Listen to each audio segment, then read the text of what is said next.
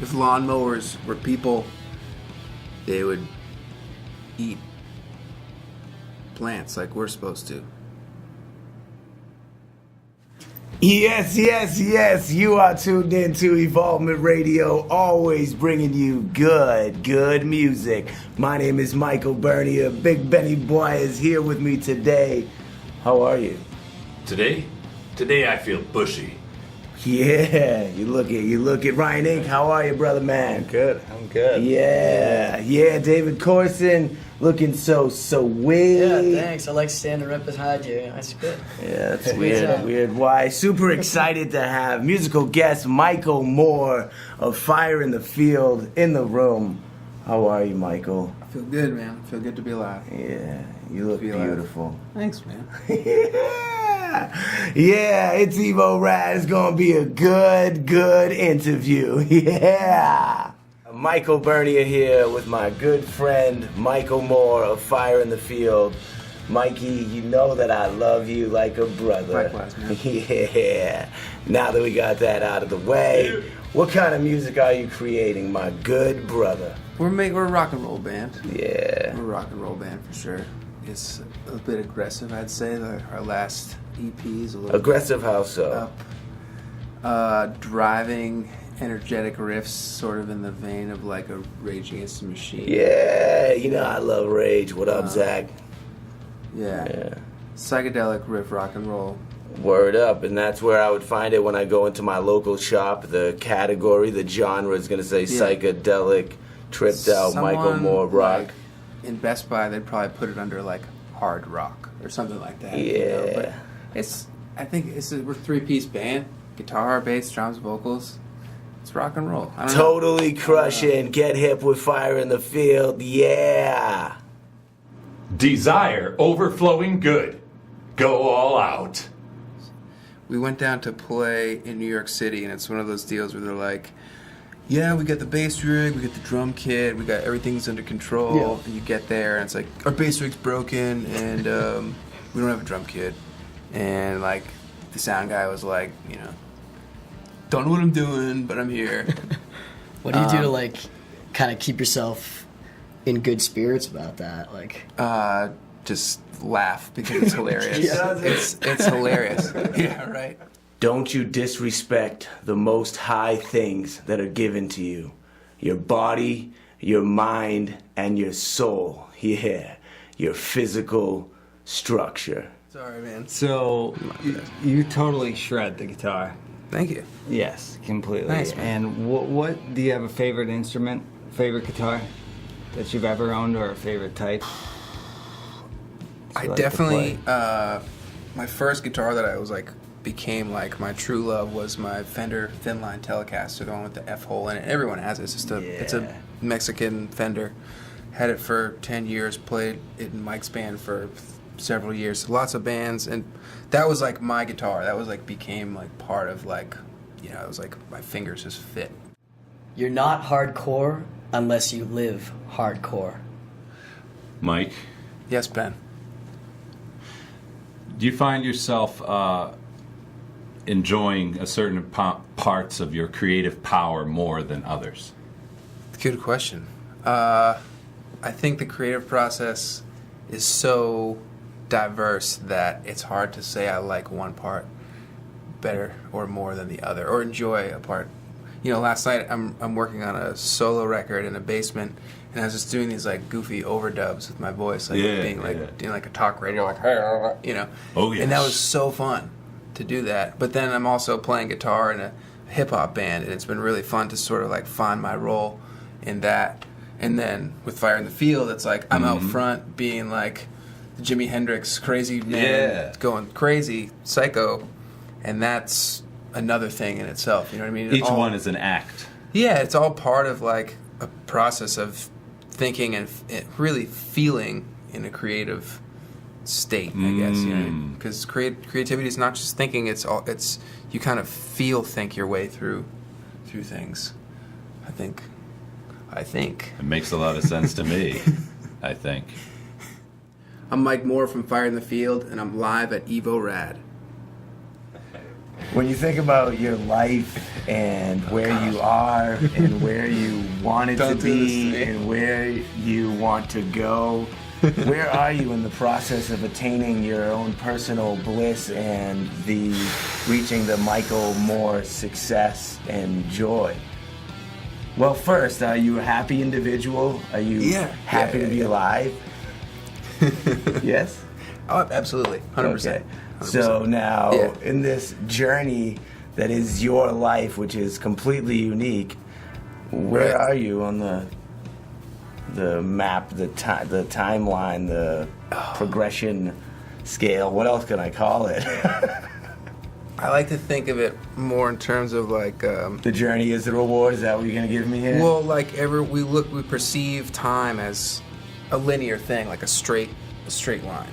You know, when I think of it more, you know, like you think about.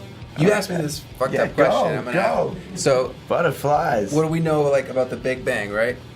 The explosion, the universe occurs, Earth somehow comes into play, it's floating, but the universe just continually expands. It's just it's not stopping. You know what I mean?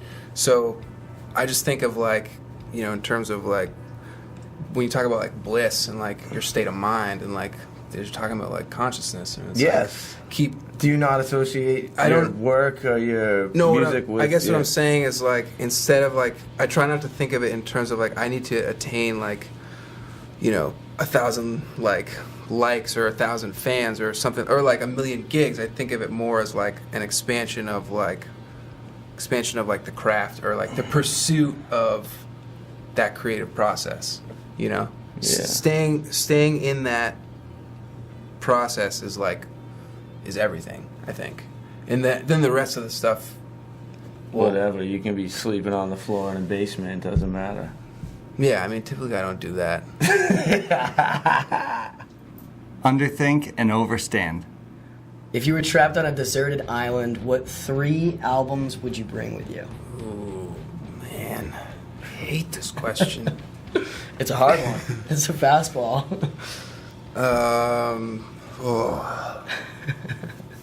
This question is terrible. Fire in the Field loves EVO RAD. I like movies. I like to read books. Reading books. Yeah. I'm a big fan of reading books. I think being literate is a valuable thing. You gotta feed the brain, man. You do in so many ways. Yeah. So, feels good. If you could go to one fictional place, where would it be? Oh, good question. So many options. Man, so many of the fictional places that I love are like not places you would really want to go in real life. You know, like well, we don't have to, like Derry, Maine, and like a Stephen King novel. Or like you don't want to go there. Like, it's kind of close to here. Yeah, or like Midworld or something from the Dark Tower. Like also a very dangerous place. That's where you want to go? Like Middle Earth would be sick, but if you don't know what you're doing, be an adventure. Just get prepare. Cut down. I didn't think about if you had to prepare for it or not. I'm trying to think. Fictional place, like I guess any fictional place would work. So like heaven sounds good. All right, there you go. I think that the message. It's fucking rock and roll, man. Listen to it. See what it does. I don't know. It's show day. You're at home. You clean your body however you do this. Maybe there's a shower involved. You get out of the shower. At which point in this process do you turn into the superstar stage presence animal that is? Like, do you put on the outfit right then in your home, or do you get to the show, go backstage, put it on? Because you have some sort of unique stage presence about you. Yeah. You go all in on that aspect, and I appreciate it because it's a show. Yeah. Entertainment. It's kind of like this. Who knows? Yeah. Maybe it's just supplements. Yeah, just. But when seriously, do you like, you know how whoever Sylvester Stallone over the top puts his hat backwards, like he's ready to. Yeah. I think When do you turn into it? I think it's just the music has to make you come alive. Okay. You just have to let the music make you come So alive, which when is you- on stage. But in terms of like getting like a get up together or something like that, like I'll think 'Cause you have about boas, you have hats. I'll think about it like, you know, like, oh, maybe like that would be cool for this kind of like venue, or, you know, like So you dress appropriately I definitely for the show. think about what I'm gonna look like, you know, before the show. Sometimes further in advance than others. Sometimes it's like I have all these ridiculous. So before you're saying the music comes on, that's when you're all in. So are there times when you're in the band van or in your whatever your transportation means are on the way there, and you happen to look in the mirror and you're like, oh boy, this is wild what I'm wearing. I definitely. When we went to Austin, Texas last year, and we were traveling light, and I was wearing my grandmother's. 2 furs. I was wearing a gold sequin underneath my like frilly like jacket, and just walking through the airport, and it was just like gold sequin, and it was hilarious. Like, Is that Prince? Is it it's Jimi like, people are Hendrix? like, who is this guy? And it's just like, no, I'm just Is like it a guy? I'm just trying to literally. I mean that was literally about like try and be like a shiny lure to get people to come see you, because when you go down there in South by South, it is so saturated. Everyone's everywhere.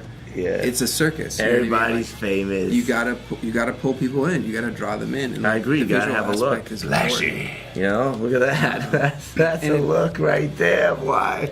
But I mean, you go on stage, like, whether you're in, like, you know, Chuck Taylors and, like, ripped jeans and, like, a crappy t-shirt, or you're in, like, latex and makeup, like, you're still, like, putting on, like, an image, you know what I mean? I totally like, agree. no matter how you swing it, like, how you justify it to yourself. So I just say, like, whatever I feel is right.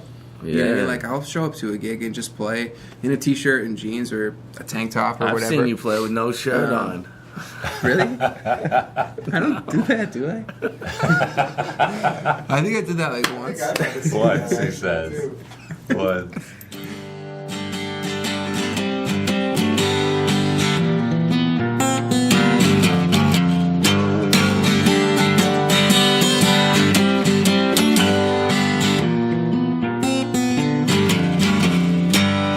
I took something